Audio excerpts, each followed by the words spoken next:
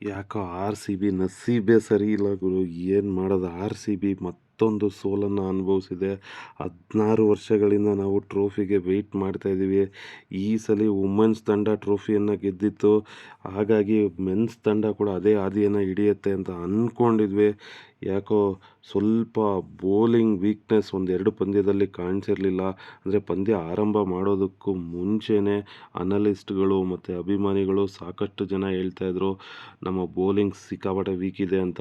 ಆದರೆ 2 ಮ್ಯಾಚ್ನಲ್ಲಿ ಹೆಂಗೋ ಒಂದಿಷ್ಟು ಮ್ಯಾನೇಜ್ ಆಗಿತ್ತು. ಆದರೆ ಇವತ್ತು ಆರ್ ಸಿ ಬಿಯ ಕಳಪೆ ಬೌಲಿಂಗ್ ಏನಿದೆ ಜಗಜ್ಜಾಹೀರಾಗಿದೆ ಅಂತಲೇ ಹೇಳ್ಬೋದು. ಅದರಲ್ಲೂ ಅಲ್ಸಾರಿ ಜೋಸೆಫ್ನ ಅಷ್ಟು ದುಡ್ಡು ಕೊಟ್ಟು ಯಾಕೆ ತೊಗೊಂಡ್ರು ಆರ್ ಸಿ ಬಿ ಅಂತಲೇ ನನಗೆ ಅರ್ಥ ಆಗ್ತಾಯಿಲ್ಲ ಗುರು. ತಲೆ ಅಲ್ಸಾರಿ ಜೋಸೆಫ್ನ ಮೋಸ್ಟ್ಲಿ 12 ಕೋಟಿ ಕೊಟ್ಟು ತೊಗೊಂಡ್ರು ಅನಿಸುತ್ತೆ. ಯಾಕೆ ಅಷ್ಟು ದುಡ್ಡು ಕೊಟ್ಟು ಅಲ್ಸಾರಿ ಜೋಸೆಫ್ ಅವ್ರನ್ನ ತೊಗೊಂಡ್ರು? ಕಮ್ಮಿ ರೇಟ್ಗೆ ಸಾಕಷ್ಟು ಪ್ಲೇಯರ್ ಇತ್ತು ನೋಡಿ. ಚೆನ್ನೈ ಸಿಕ್ಕಾಪಟ್ಟೆ ಕಮ್ಮಿ ರೇಟಲ್ಲಿ ಸಾಕಷ್ಟು ಒಳ್ಳೊಳ್ಳೆ ಪ್ಲೇಯರ್ಸ್ಗಳನ್ನು ಚೂಸ್ ಮಾಡ್ಕೊಳ್ತಾರೆ. ರಚಿನ್ ರವೀಂದ್ರನ ಜರಿ 1.8 ಕ್ರೋರ್ಗೆ ತೊಗೊಂಡ್ರು. ಫಸ್ಟ್ ಮ್ಯಾಚಲ್ಲಿ ರಚಿನ್ ರವೀಂದ್ರ ಅವರು ನಮ್ಮ ಸೋಲಿಗೆ ಕಾರಣ ಆದರು ಅಂತಲೇ ಹೇಳ್ಬೋದು. ಅದೇ ರೀತಿ ಇವತ್ತು ಸುನಿಲ್ ನಾರಾಯಣ್ 200 ಸ್ಟ್ರೈಕ್ ರೇಟ್ನಲ್ಲಿ ಬ್ಯಾಟಿಂಗ್ ಮಾಡಿದ್ರು. 5 ಸಿಕ್ಸರ್ಗಳನ್ನು ಬಾರಿಸಿದ್ರು ಸುನಿಲ್ ನಾರಾಯಣ್. ನಾನು ಕೂಡ ಈ ಪಂದ್ಯವನ್ನು ನೋಡೋದಕ್ಕೆ ಆರ್ ಸಿ ಬಿ ಒಂದು ಚಿನ್ನಸ್ವಾಮಿ ಸ್ಟೇಡಿಯಂಗೆ ಹೋಗಿದ್ದೆ. ಚಿನ್ನಸ್ವಾಮಿ ಸ್ಟೇಡಿಯಂ ಅಂದರೆ ಇನಿಷಿಯಲ್ ಬ್ಯಾಟಿಂಗ್ ಬೆಂಗಳೂರು ಮಾಡುವಾಗ ಸಿಕ್ಕಾಪಟ್ಟೆ ಜೋಶ್ ಇತ್ತು.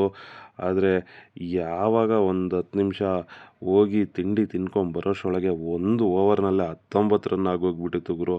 ಆವಾಗಲೇ ಅನ್ನಿಸ್ತು, ಓಕೆ ಎಲ್ಲೋ ಒಂದು ಕಡೆ ಆರ್ ಸಿ ಬಿ ಇವತ್ತು ಸ್ವಲ್ಪ ಅಲ್ಲಿಂದ ಮೇಲೆ ಏಳಲೇ ಇಲ್ಲ ಆರ್ ಸಿ ಬಿ.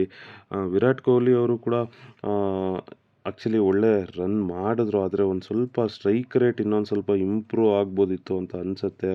ಸೊ ಯಾಕಂದರೆ 59 ಬಾಲ್ಗಳಿಗೆ 83 ರನ್ಗಳನ್ನು ಗಳಿಸಿದರು ವಿರಾಟ್ ಕೊಹ್ಲಿ ಅವರು. ಅಲ್ಲಿ ಸ್ಟ್ರೈಕ್ ರೇಟ್ ಸ್ವಲ್ಪ ಕಮ್ಮಿ ಇತ್ತು ಅಂತಲೇ ಅಂದ್ಕೊಳ್ತೀನಿ. ಸೊ ವಿರಾಟ್ ಕೊಹ್ಲಿ ಅವರು ಇನ್ನೊಂದು ಸ್ವಲ್ಪ ಫಾಸ್ಟಾಗಿ ಆಡ್ಬೋದಾಗಿತ್ತು. ಆಡಿದಿದ್ರೆ ಅಲ್ಲಿ ಡುಪ್ಲೆಸಿ ಅವರು ಬರೀ 8 ರನ್ಗೆ ಔಟ್ ಆಗೋದ್ರು. ಕ್ಯಾಮರಾನ್ ಗ್ರೀನ್ ಅವರು ಕೂಡ ಅಷ್ಟೊಂದೇನು ಆಡಲಿಲ್ಲ. ಸೊ ಆರ್ ಸಿ ಬಿಯ ದಿನೇಶ್ ಕಾರ್ತಿಕ್ ಒಬ್ಬರನ್ನು ಬಿಟ್ಟರೆ ಬೇರೆ ಯಾರೂ 200ಕ್ಕಿಂತ ಹೆಚ್ಚಿನ ಸ್ಟ್ರೈಕ್ ರೇಟನ್ನು ತೋರಿಸಲಿಲ್ಲ. ಬರೀ ದಿನೇಶ್ ಕಾರ್ತಿಕ್ ಒಬ್ಬರೇ 8 ಬಾಲ್ಗೆ 20 ರನ್ ಮಾಡಿದರು.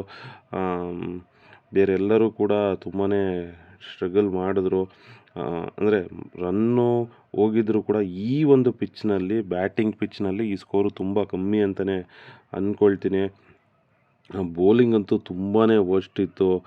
ಅದರಲ್ಲೂ ಅಲ್ಸಾರಿ ಜೋಸೆಫ್ ಅವರು 17ರ ಸರಾಸರಿನಲ್ಲಿ ರನ್ ಕೊಟ್ಟಿದ್ದರು. ಮೊಹಮ್ಮದ್ ಸಿರಾಜ್ ಕೂಡ ಕೇವಲ 3 ಓವರ್ ಮಾಡಿ 46 ರನ್ಗಳನ್ನು ಕೊಟ್ಟಿದ್ದರು. ಯಾವುದೇ ವಿಕೆಟ್ಗಳನ್ನು ಕೂಡ ತೆಗಿಲಿಲ್ಲ. ಆ್ಯಕ್ಚುಲಿ ಡಗಾರ್ ಅವರು ಸ್ವಲ್ಪ ಪರವಾಗಿಲ್ಲ. ವಿನಯ್ ಕುಮಾರ್ ಅವರು ಇಂಪ್ಯಾಕ್ಟ್ ಪ್ಲೇಯರ್ ಆಗಿ ಬಂದರು.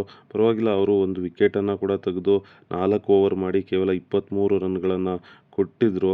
ಸೊ ನನಗೆ ಏನನ್ನಿಸ್ತು, ಅಲ್ಸಾರಿ ಜೋಸೆಫ್ ಅವರು ತುಂಬಾ ಡ್ಯಾಮೇಜ್ ಮಾಡಿದ್ರು. ಒಂದು ಕಡೆ ಮೊಹಮ್ಮದ್ ಸಿರಾಜ್ ಅವರ ಬೌಲಿಂಗ್ ಕೂಡ ತುಂಬ ಕಳಪೆ ಇತ್ತು. ಸೊ ಬೌಲಿಂಗ್ ವಿಭಾಗದಿಂದಲೇ ಈ ಮ್ಯಾಚನ್ನು ನಾವು ಸೋತ್ವಿ ಅಂತ ಹೇಳ್ಬೋದು.